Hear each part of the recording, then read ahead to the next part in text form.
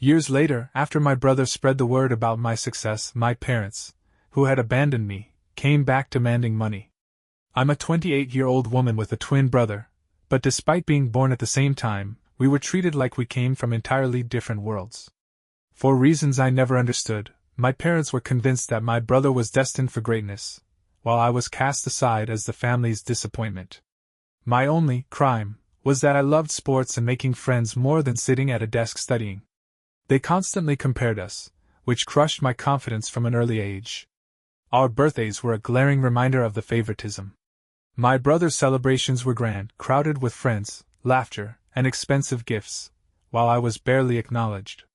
He had sleepovers whenever he wanted, yet I wasn't even allowed to invite a single friend over.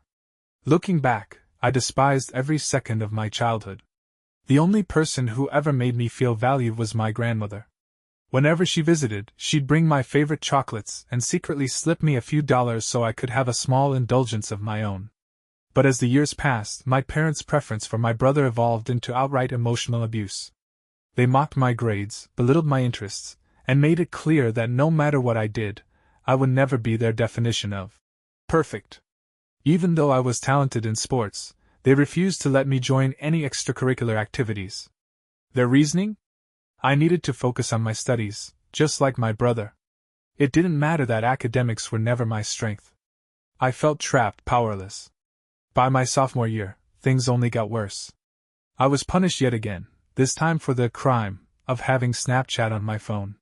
Like any teenager, I had downloaded the app to keep in touch with my friends, but my parents saw it as a betrayal. Their reaction was explosive. They stormed into my room, throwing my things around in a fit of rage, and as if that wasn't enough, they removed my bedroom door, declaring that I no longer deserved privacy as long as I lived under their roof. Rather than standing up for me, my twin brother saw this as an opportunity to make my life even more unbearable. Our parents' blind favoritism gave him free rein to manipulate and deceive. He lied about me constantly, framing me for things I never did so he could get away with anything. If he stole something, I was the one punished. If he wanted to humiliate me, he did it openly, mocking my looks, tearing me down in front of my classmates. And yet, despite everything, I still managed to build a strong circle of friends at school.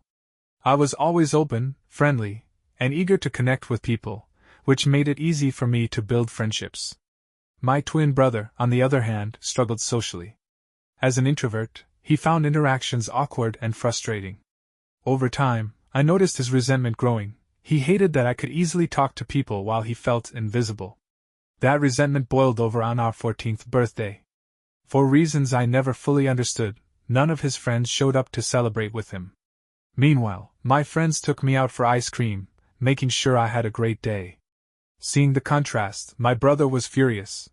Determined to get revenge, he started spreading vicious rumors about me at school. He painted me as an entitled brat, going so far as to claim I was physically abusing him at home. And since our parents adored him, he knew he could get away with it. But he didn't stop at just words, he staged his own evidence. He would punch himself, deliberately bruising his skin, sometimes even giving himself a black eye, so he could flaunt his injuries as proof of my supposed violence. At home, when my parents noticed his bruises, he would brush it off, saying he got them from playing football with his friends. But at school, he twisted the story, letting the rumors spread like wildfire. At first, I didn't realize how deep his lies had sunk in. Then I started noticing small shifts. Friends who used to greet me warmly in the hallways became distant. Invitations to hang out became rare. Whispers followed me wherever I went. It was as if, overnight, I had become the villain of a story I never wrote. Desperate for answers, I finally confronted my former best friend, asking why she had started pulling away. Her response shattered me. She revealed the web of lies my brother had spun, detailing the awful accusations he had made against me. I was stunned. It felt like the ground had disappeared beneath me. My own twin, the person I had shared my entire childhood with, had turned against me so completely. The next day, I confronted him at school. I pleaded with him to stop, to tell the truth. But he just smirked, his eyes cold and unforgiving. "You deserve to rot alone," he said. His words terrified me. This wasn't just sibling rivalry anymore, this was something cruel, calculated. I wanted to tell my parents, to make them see what was happening, but I knew the truth. They would always believe him over me. The loneliness that followed was unbearable. I had always thrived on connection, on friendship. And now, thanks to my brother's jealousy, I was being erased from the very world I had built for myself. Everything I had built, my friendships, my reputation, was crumbling, all because of my brother's lies. Even the teachers started paying attention to the rumors, and soon it felt like I was trapped in a twisted version of my own life, where my real self no longer existed. The gossip had become more than just teenage drama. It was reshaping the way people saw me. Then, the inevitable happened. The rumor reached the principal. That was the moment my worst nightmare came to life. The principal wasted no time. He called me, my brother, and our parents into his office for a serious discussion. As I sat there, my heart pounded, hoping, praying, that my brother would finally tell the truth. But instead, he did the exact opposite. With a calm, unwavering voice, he told the principal that yes, the rumors were true. He described me as a violent bully who attacked him behind closed doors, fueled by jealousy over the love he received from our parents. His words stunned me. I felt like the air had been sucked from the room. Then, as if on cue, my mother started crying. She clung to my brother like he was a wounded child, while my father, rather than questioning anything, praised him for his bravery in speaking up. I wanted to scream. I wanted to shake them and make them see the truth, but they were too blinded by their own version of reality. I turned to the principal, pleading my case, my voice shaking with desperation. But my brother wouldn't let up. He doubled down, insisting that I was a ticking time bomb of anger, taking out my frustrations on him every single day. With each word I felt myself drowning, desperately trying to claw my way back to the surface. But no one was listening. The principal's face hardened. He told me the school had a strict zero-tolerance policy for bullying and that my actions warranted a punishment. I begged him, tears streaming down my face, telling him over and over again that I hadn't done anything. But he wouldn't budge. "You'll be suspended for 10 days, he said firmly. "Let this be an example to others." The weight of his words crushed me. I broke down completely, sobbing, begging him to reconsider. But he just shook his head. My parents, embarrassed by the entire ordeal, yanked me out of the office before I could say another word. I didn't want to leave. I wanted to stay, to fight, to make them see the truth, but they refused to listen. When we got home, things took an even darker turn. Without a word, my father started packing my things. I stood frozen, my mind racing, struggling to understand what was happening. Then it hit me, whatever this was, it wasn't just a punishment. It was something far worse. My mom asked my dad what he was doing, her voice laced with confusion, but he didn't even look at her. Instead, he shouted that he couldn't allow me to live under the same roof as my brother any longer. I fell to my knees, tears streaming down my face, begging my brother, pleading with him, to finally tell the truth. But he just stood there, cold and unbothered, watching as my world collapsed. My dad continued packing, shoving my belongings into a suitcase before dragging it to the foyer and throwing it onto the floor. I clung to his legs, desperate, sobbing, begging him not to do this. But he didn't waver. "A bully like you doesn't deserve to live in my house," he spat, his voice filled with disgust. He then added that if my grandmother wanted to take me in, she could, but I was no longer welcome here. I could barely comprehend what was happening. My own father, the man who was supposed to protect me, was throwing me away like I was nothing. Eventually, my grandmother did come. She didn't hesitate, gathering my things and loading them into her car. Gently, she helped me into the passenger seat, making sure I had my seatbelt on before shutting the door. But before we drove away, she had unfinished business. She marched up to my parents' front door, rang the doorbell, and the moment my dad opened it, she let loose. Her voice was sharp and unwavering as she tore into him, condemning him for the way he had treated his own daughter. She warned him that if he ever tried to contact me or approach me again, she wouldn't hesitate to involve the authorities. She made it clear, what he had done wasn't just cruel, it was something that could land him in jail. My mom, trying to dodge responsibility, muttered that this was my fault. But my grandmother wasn't having any of it. She stood firm, staring my parents down as she reminded them that I was just a child, one they had abandoned without a second thought. For the first time in my life, I saw my grandmother's true strength. She didn't cower before them. She didn't doubt me. She believed in me. And then we left. As the car pulled away, I stared out the window at the house I had grown up in, the place that was supposed to be my home. But it wasn't home anymore. Not really. I can't even put into words the depth of pain I felt during those days. I barely ate, no matter how much my grandmother tried to encourage me. I just lay there, crying into my pillow, feeling like my entire world had shattered. When I finally told her everything, about the rumors, the lies, the betrayal, she was horrified. But she didn't doubt me for a second.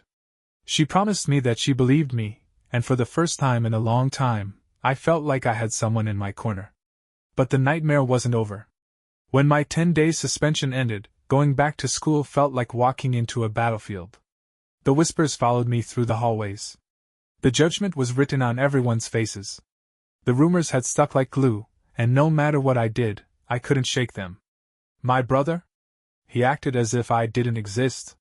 He had gathered a small group of people who believed his side of the story, and to them, he was the victim, the poor, tormented brother who had survived my supposed cruelty. And me? No matter how hard I tried to tell the truth, no one would listen. I was an outcast, forced to carry a label that didn't belong to me, a lie that followed me everywhere I went, the hallways, the classroom, the cafeteria. No matter where I went, the shadow of his lies followed. The whispers never stopped. In the corridors, the looks I received were filled with mistrust and disdain. No one wanted to be near me. I became a loner. I kept my head down, attended my classes, ate lunch alone in the cafeteria, and went straight home. I had no friends. I had no place where I felt welcome. Through all of this, my parents never once called to check on me. Not a single word. But my grandmother did. She never let me believe, even for a second, that this was my fault. She reminded me that life would get better, that one day, I'd be free of all this pain. And she was right. I graduated high school with good grades, and for the first time in years I had hope that college would bring me a fresh start, a new life where I wouldn't be trapped by my past. And when I left for college, that's exactly what I found. For the first time, I felt true freedom. No one was watching over my shoulder. No one was comparing my grades.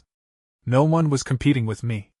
I met new people, formed friendships with like-minded individuals, and slowly, I started letting go of the weight I had carried for so long. Despite the scars, both emotional and physical, I focused on the future, on rebuilding myself. During this time, I rediscovered a passion I had buried long ago, writing. I had always dreamed of becoming a writer, but I had convinced myself it wasn't a sustainable career. So I let that dream go. But when I needed extra money, I turned to freelancing. I signed up on various platforms, securing small jobs that eventually led to bigger opportunities. I built a portfolio, learned how to market myself, and slowly, I made a name for myself. By the time I graduated from college, I realized something. I didn't need a corporate job. I was already making a living as a content writer, and I loved what I was doing. My work had given me independence, both financially and emotionally. More than that, it had given me the ability to travel. Becoming a digital nomad allowed me to see the world, to experience places I had only dreamed of. Travel became a part of my healing. Each new destination was a step further from my past and closer to the person I wanted to become. It wasn't always easy. I had to take risks, save carefully, and bet on myself when no one else would. But it was worth it. Over the years, I've seen so much of the world, yet there's still so much left to explore. Through it all, the only person I truly considered family was my grandmother. She had been my rock, my safe place, the only one who had ever truly stood by my side. She was heartbroken when I moved out, but she understood. She knew I needed to find my own path. Despite my travels and busy schedule, I always made time for her. On weekends I visited her, sitting on the porch as we shared meals and conversations that stretched across time, from childhood memories to our most recent adventures. No matter where I went in the world, I always found my way back to her. I always made time for my grandmother. Whether it was helping her with household chores or accompanying her on quiet walks through the local park, our bond remained unshaken. Recently, I completed one of the biggest projects of my career. I can't disclose the brand, but working with them was a major milestone. I had the opportunity to write blogs and product descriptions for them, and when the project was finished, I asked the team I collaborated with to leave positive reviews on my website. They were more than happy to do so. Proud of my achievement, I took screenshots of some of their testimonials and posted them on my Instagram. This brand was a huge deal, and I wanted to share my success. The response was overwhelming. Fellow content writers reached out to congratulate me. Many even reposted my story, helping spread the word. Soon, messages started pouring in from strangers, business owners and entrepreneurs, who needed help with their websites. Even some of my distant relatives, who had never paid much attention to me, reached out with words of praise. Then came the moment I never expected. My college principal contacted me.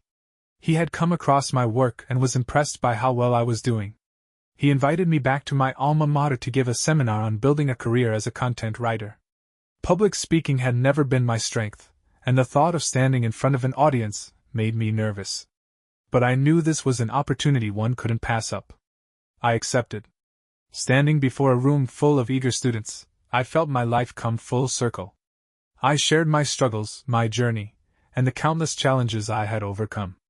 I talked about resilience, about hard work, about the importance of believing in yourself even when no one else does. The experience was fulfilling in ways I couldn't have imagined. I was giving back, helping others carve their own paths in the world of writing. Clips from my speech started circulating on Facebook groups, resonating with people who had faced similar struggles. Then came another unexpected opportunity. Last week, I was invited to speak on a local news channel. The show focused on the benefits of content writing, and they wanted me to share my insights and experiences with their audience. I was nervous but excited. On the show, I talked about my journey, the importance of client reviews, and how a simple appreciation post could open doors to incredible opportunities. It felt surreal to be reaching such a broad audience, to be recognized for my hard work on a public platform. When the episode aired, I shared clips on my Instagram, proud of how far I had come. That's when my family started to notice. Because my parents had never spoken about me to anyone, most of my relatives had no idea how well I was doing. But now, the news of my success spread quickly. And then, something happened that I never expected. A few days later, while I was working on another project, I had my phone on silent. When I finally checked it, I froze. 6 missed calls from my mother. I hadn't heard from her in years. After years of silence, I was shocked to see 6 missed calls from my mom. I hadn't heard from them in so long, so I couldn't understand why they were suddenly calling me now. I called her back, feeling a mix of confusion and curiosity, and she picked up immediately. She began by congratulating me on my success, and my dad joined in. They asked how I was doing, and I answered their questions, but I didn't think much of it at first. That is, until they began to ask me about my income. I told them it was none of their business, but my dad insisted, saying, "We're family, you shouldn't feel shy telling us." So, I told them I was doing well financially. At this point, my mom shifted the conversation, and things started to feel strange. She began telling me how hard their life was now, mentioning that they were retired and struggling to save up money for some house renovations. I was starting to get suspicious. Then, they told me that after seeing my interview on TV, they had hoped I could help pay for the renovations since they didn't have enough savings. I was stunned. I asked, "Are you joking with me? Why are you asking me for money after all these years of not even talking to me?" I couldn't believe what I was hearing. While I appreciated their congratulations, I wasn't going to give them a single penny. But my mom kept pushing, calling me selfish, and accusing me of not supporting them as family. My dad added that, as my parents, they deserved to be taken care of, and that it was the least I could do. I was furious. I wanted to yell at them, to give them a piece of my mind, but instead, I decided to teach them a lesson. I told them I would help, but only if they agreed to one condition. I laid it out clearly. If they wanted my help, they had to publicly admit in front of our family and friends that it was my brother who had been behind the lies and rumors that had destroyed my reputation. I wanted them to publicly acknowledge how they had believed those lies and humiliated me. They needed to take responsibility for their actions and the pain they caused me. My dad was confused and tried to downplay the significance of my demand, asking why it was necessary. My mom insisted it was unnecessary, suggesting we could just have a private discussion. But I didn't budge. I was determined to hold them accountable for everything they had done. This condition was non-negotiable. It was a prerequisite for any assistance they wanted from me in the future. As the tension built, my dad raised his voice, asserting his role as my father and emphasizing that it was my duty to help my family in need. My mom, in a last-ditch effort, urged me to do the right thing and help them, reminding me of the years they had spent raising me. I couldn't help but feel the irony of their sudden appeal. I reminded them of the past, how they had kicked me out, and how it had been my grandmother who had raised me, not them. The conversation grew increasingly heated, but I remained firm. I told them that if they wanted to reconnect and seek my financial help, they had to publicly acknowledge the truth. My brother needed to take responsibility for what he had done, and the lies that had caused me so much pain needed to be exposed. Since that conversation, my parents have been calling me incessantly, but I have ignored all of their attempts. I am starting to regret even calling them back that day. I can't help but wonder if I would really be in a worse position if I decided not to help them at all. Update. It's been a whirlwind of a week since I last shared my story, and the support and encouragement I've been receiving from everyone has been overwhelming. It's comforting to know that I'm not alone in this. I'm glad so many people agree that I should not engage with my parents, or even consider helping them after everything they put me through. The reason I even gave them such a condition was that I knew it was practically impossible for them to meet it. I know they love my brother too much, and despite whatever they may have learned by now about his lies, I'm sure they will never put him through what they put me through. Today, I received a nasty text from my brother after my parents tried contacting me again, and I refused to pick up. Here's what he wrote.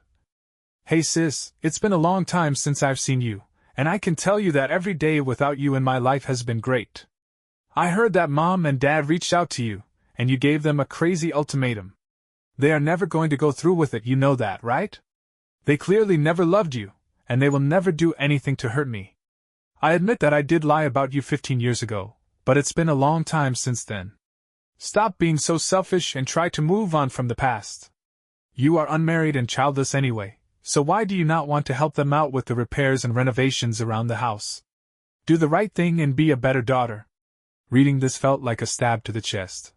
The audacity to dismiss everything I'd been through, to guilt-trip me with my status in life, and to manipulate me into thinking I should prioritize their needs over my own, was beyond hurtful.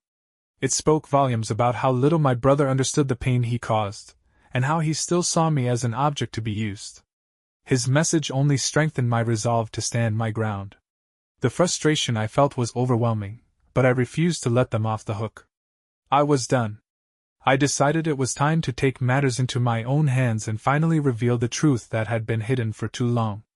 I sat down and wrote an email to my parents and close relatives, sharing the painful details of my childhood and the unfair treatment I had endured while growing up in my family home.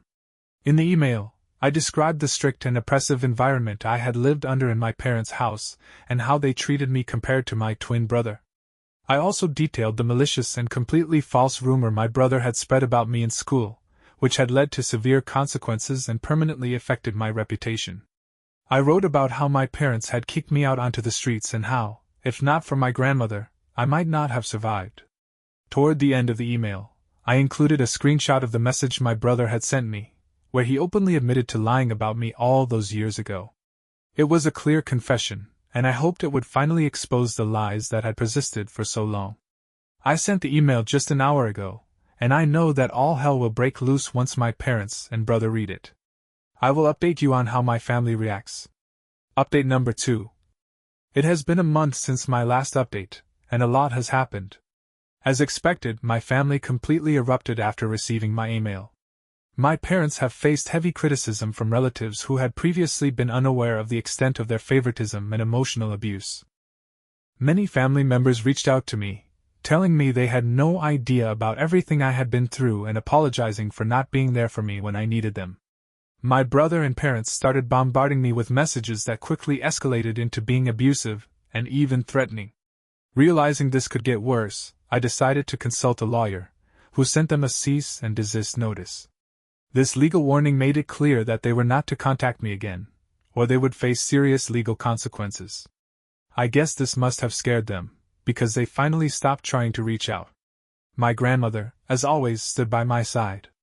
She told me that exposing the truth was the right thing to do and that she fully supports me. She is the only family member who truly matters to me, so knowing she has my back means everything. Update number 3. It has been 2 months since my last update, and I am happy to report that my life is going well. Professionally, my content writing business is flourishing. The invitations to speak at seminars and podcasts keep coming, further establishing my reputation in my field. Personally, I have been spending a lot of time with my grandmother. I recently took a break from work just to be with her. She has developed a passion for gardening, and she has been teaching me about different flowers and herbs she grows in her garden. The moments I spend with her, whether we are sharing meals, having heartfelt conversations, or simply enjoying each other's company, are the ones I cherish the most. My parents and brother have not attempted to contact me again since they received the legal notice, and I am relieved that they are staying out of my life. Most importantly, I have finally started going to therapy. I know that I have a lot of healing to do, and I am hopeful that this will help me work through everything. I think this will be my last update for now.